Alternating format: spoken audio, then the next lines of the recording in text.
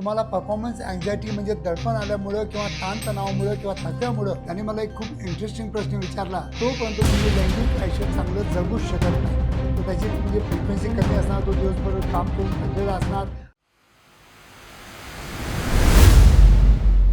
नमस्कार मित्रांनो, आता कालच माझ्या क्लिनिकला एक पेशंट आला. त्याने मला एक खूप इंटरेस्टिंग प्रश्न विचारला की डॉक्टर साहेब, आठवड्यातून किती वेळा आपण सेक्स करायला पाहिजे. आणि खरोखर चांगला प्रश्न आहे. याचा सायंटिफिक उत्तर द्यायचा मी या व्हिडिओद्वारे प्रयत्न करीत आहे. मित्रांनो, मी आहे doctor Umesh. As a clinical sexologist म्हणून गेल्या 40 वर्षापासून मी सातत्याने तुम्हाला सेक्स एज्युकेशन द्यायचा प्रयत्न करीत आहे. कारण जोपर्यंत तुम्ही सेक्च्युअली एज्युकेटेड होत नाही, तोपर्यंत तुम्ही लैंगिक आयुष्य चांगलं जगूच शकत नाही. फक्त आणि फक्त डॉक्टरांच्या सल्ल्यानुसार किंवा औषधांवर डिपेंड न राहता जर तुम्हाला तुमचं लैंगिक आयुष्य स्वतःहून घरच्या घरी चांगलं करायचं असेल तर नक्कीच माझे यूट्यूबचे व्हिडिओ बघा, जेणेकरून तुम्हाला प्रॉपर सेक्च्युअल नॉलेज मिळू शकतं. मित्रांनो, खरोखर माझे व्हिडिओ आवडत असतील तर नक्की माझ्या मराठी यूट्यूब चॅनलला सबस्क्राईब करा, जेणेकरून रोजचे 2 व्हिडिओ तुमच्यापर्यंत पोहोचत राहतील.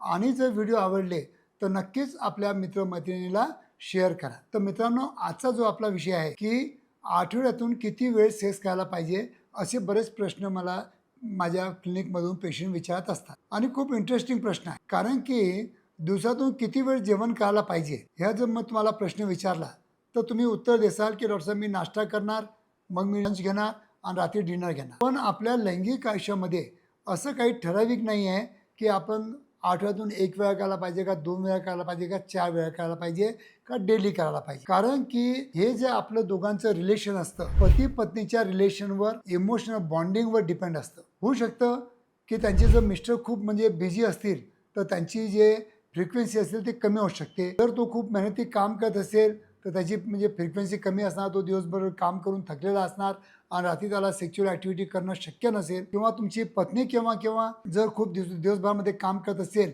तर थकलेली असेल तर ती सपोर्ट करणार नाही. तर आपण नंबरला महत्त्व न देता जेव्हा केव्हा आपण संभोग क्रिया करण्याचा प्रयत्न करतो, तेव्हा ज्या दिवशी दोघांचाही मूड असेल, दोघांची इच्छा असेल, त्याप्रमाणे आपल्या वयानुसार जर तुम्ही सेक्च्युअल ॲक्टिव्हिटी केली किंवा शारीरिक संबंध ठेवले तर मला वाटतं की तुमचं लैंगिक आयुष्य हे चांगलं घडू शकतं. उगीच बळजबरी करून पण काही फायदा होत नाही, कारण की तुमचा मूड खूप चांगला आहे पण तुमच्या पार्टनरचा नाही. अशा वेळेस काय होतं की तुम्हाला लवकर लवकर करण्याची घाई होते आणि त्या घाईमधूनच प्रीमॅच्युअर इजॅक्युलेशनची शक्यता निर्माण होते. होऊ शकतं तुम्हाला त्या दिवशी प्रॉपर इरेक्शन मिळू शकत नाही, असं पण होऊ शकतं. जर तुमचा मूड नसेल आणि तुमच्या पार्टनरने तुम्हाला म्हणजे बळजबरीनं करायला सांगितलं असेल तर त्या दिवशी तुम्हाला प्रॉपर इरेक्शन येणार नाही आणि तुम्हाला परफॉर्मन्स अँझायटी म्हणजे दडपण आल्यामुळं किंवा ताणतणावामुळं किंवा थकव्यामुळं परफॉर्मन्स अँझायटी निर्माण होऊ शकते आणि त्याच्यामुळं तुम्हाला प्रॉपर इरेक्शन येणार नाही आणि तुम्हाला असं वाटेल की मला खूप गंभीर आजार झालेला आहे,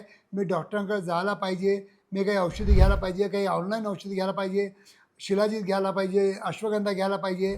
तर असं तुमच्या मनामध्ये विचार येऊ शकतात. पण इथं मेन कारण काय होतं की तुम्ही दिवसभरामध्ये थकलेलं होता, तुमचा मूड नव्हता. फक्त तुमच्या पार्टनरला म्हणजे खुश करण्यासाठी तुम्ही मेंटली तयार न होता फक्त फिजिकली तुम्ही तयार झाला आणि त्याच्यामुळे तुम्हाला प्रॉपर इरेक्शन नाही आलं. तर असे लैंगिक आजार या समस्यातून घडून येतात. तर हे आपल्याला जोपर्यंत समजून घेता येणार नाही तोपर्यंत आपण आपलं लैंगिक आयुष्य चांगलं जगू शकत नाही. नेहमी तो तुम्ही मला प्रश्न विचारता, डॉक्टर साहेब किती वेळ करायला पाहिजे, तर याला ठराविक वेळ नाही किंवा ठराविक संख्या पण नाही. तुम्ही आठवड्यातून 1 वेळ करा का 2 वेळा करा की 4 वेळा करा की डेली करा, पण जर दोघांच्या पार्टनरच्या कन्सर्ननुसार जर तुम्ही करत असाल तर त्याला आम्ही परिपूर्ण लैंगिक आयुष्य हे आम्ही असं संबोधतो. कारण की जोपर्यंत तुमची दोघांची काम इच्छा प्रॉपरली होत नाही तोपर्यंत तुम्ही ही क्रीडा करणं अपेक्षित नसतं.